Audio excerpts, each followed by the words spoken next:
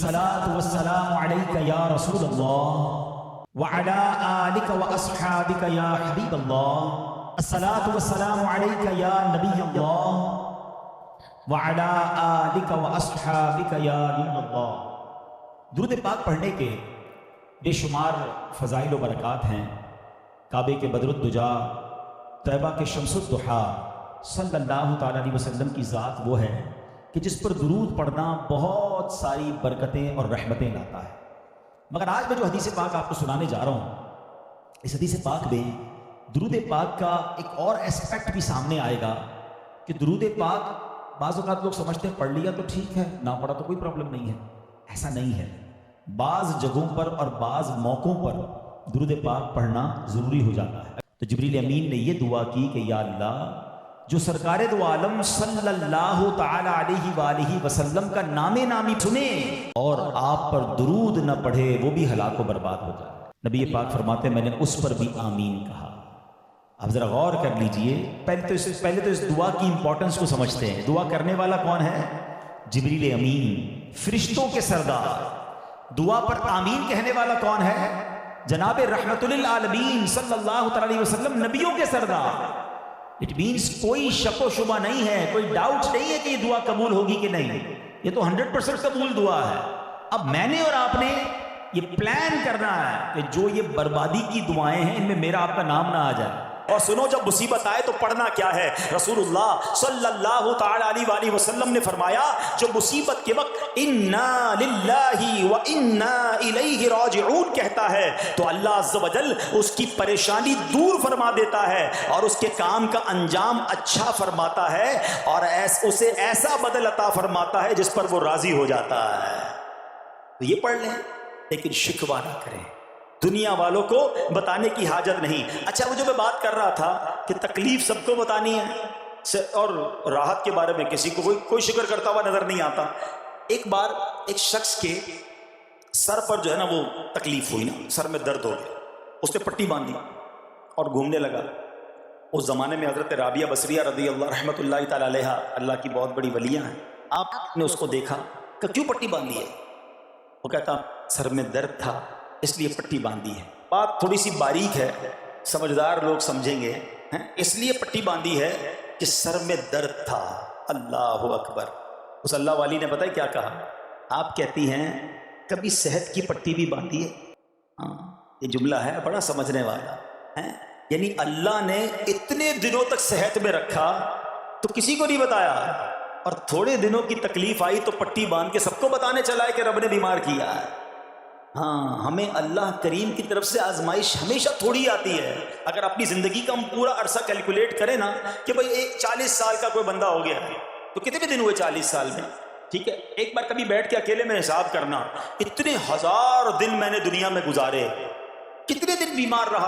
तो शायद चंद दिन, 100 दिन, 50 दिन, 200 दिन बनेंगे। कई हजार दिनों में से अगर चंद दिन अल्लाह ने मुझ पर आजमाइश डाली तो हजारों दिन राहत भी तो डाली ना, सेहत भी तो अता फरमाया। इतने दिन जिस रब ने छांव में खड़ा किया, अगर थोड़ी देर के लिए धूप आई है तो मुझे शिकवा नहीं करने चाहिए। याद रखना, हर रात के बाद सुबह है, हर धूप के बाद छांव है। अगर तुम इंतजार करोगे तो रब ऐसी रहमत तुम पर नाजिल करेगा, अपने गायब के खजानों से अता फरमाएगा। कुरान में रब ने वादा किया है, वमन यतवक्कल अलल्लाहि फहुव हस्बुह, जो अल्लाह पर भरोसा करे अल्लाह उसके लिए काफी है। मगर हमारा प्रॉब्लम यह है कि जब मुश्किल आती है अब ये सारी बातें भूलकर बस शिकवा, शिकायत और परेशानी में चले जाते हैं। अरे आप इस मुसीबत को अल्लाह की तरफ से नेमत समझ लो, अल्लाह की तरफ से ये समझ लो कि मेरे गुनाह मुआफ करवाने, मेरे दर्जात बुलंद करने के लिए आया है। अच्छा, अब एक और बात, बाज़ औक़ात शैतान है ना, वो किसी के दिमाग में वसवसा डालता है कि यार जब मैं नमाजें नहीं पढ़ता था ना तब तो इतना परेशान नहीं रहता था, जब से नमाजें शुरू की, दावत इस्लामी के इज्तिमा में आने लगा, मदनी काफिलों में सफ़र शुरू कर दिया, अब तो मैंने कुछ जिम्मेदारी भी लेना शुरू कर दी है।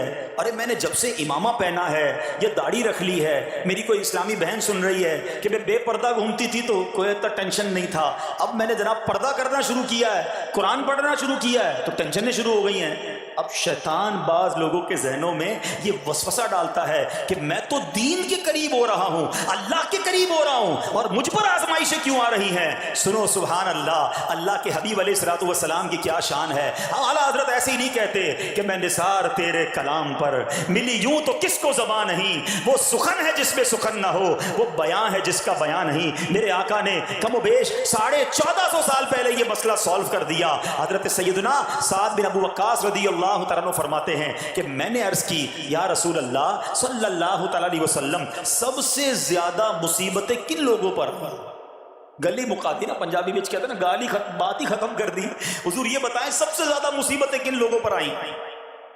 پیارے آقا نے فرمایا انبیاء پر۔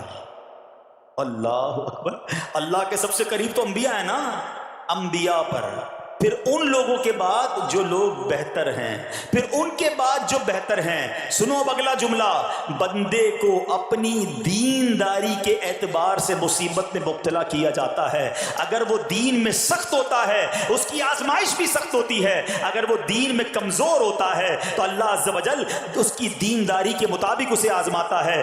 بندہ مصیبت میں مبتلا ہوتا رہتا ہے یہاں تک کہ اس کے دنیا میں ہی اس کے سارے گناہ بخش دیے جاتے ہیں۔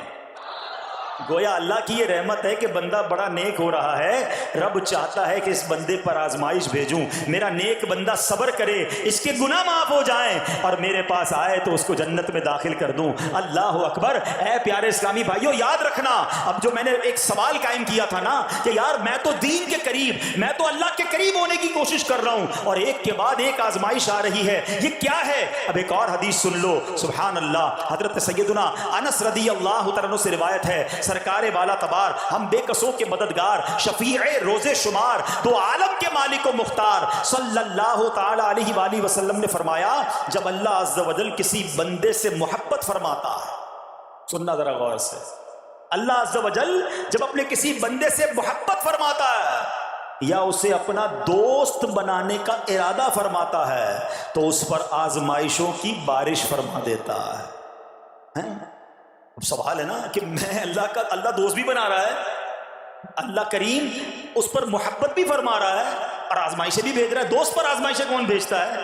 دوست کو تو راحتیں ڈالی جاتی ہیں۔ ہائے ہائے، اب یہی تو امتحان ہے، یہی تو چیک ہے۔ سنو، نبی پاک فرماتے ہیں جب اللہ اس پر آزمائش بھیجتا ہے نا، وہ بندہ اپنے رب کو پکارتا ہے، اے میرے رب عز و جل، تو اللہ فرماتا ہے میرے بندے تو جو کچھ مجھ سے مانگے گا میں تجھے عطا فرماؤں گا، تو جلد ہی تجھے دے دوں گا اور اسے تیری آخرت کے لیے ذخیرہ کر دوں گا۔ سبحان اللہ، یعنی اللہ والوں کو آزمایا جاتا ہے، ان کے درجات بلند کیے جاتے ہیں، ان کے گناہ معاف کیے جاتے ہیں۔ تو اے میرے پیارے اسلامی بھائیوں، کبھی بھی یہ ذہن میں خیال مت لانا کہ یار میں دین میں قریب آ رہا ہوں، میری آزمائشیں بڑھ رہی ہیں، سمجھ لو امتحان شروع ہو گیا ہے، ٹیسٹ شروع ہو گیا ہے، اب اس ٹیسٹ میں مجھے کامیاب ہونا ہے اور اللہ کے مزید قریب جانا ہے۔ زندگی میں جو گناہ ہو گئے ہیں یہ میرے گناہوں کا انشاءاللہ کفارہ بن جائے گا، میرے درجات کی بلندی کا سبب بن جائے گا۔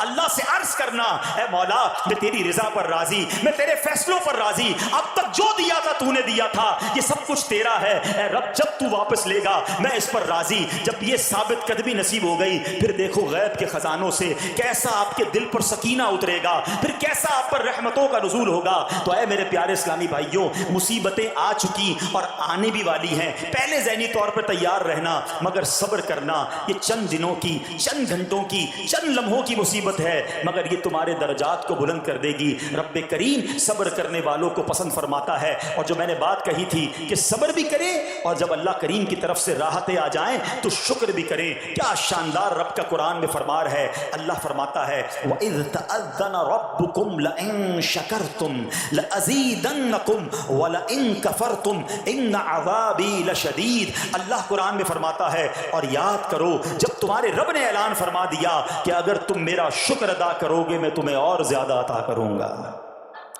ہاں شکر کرو رب اور دے گا، مگر اگلا حصہ سمجھنے والا ہے، اور اگر تم ناشکری کرو گے تو میرا عذاب سخت ہے۔ اللہ نے اپنے عذاب سے بھی ڈرایا ہے اور شکر کرنے کا درس بھی دیا ہے۔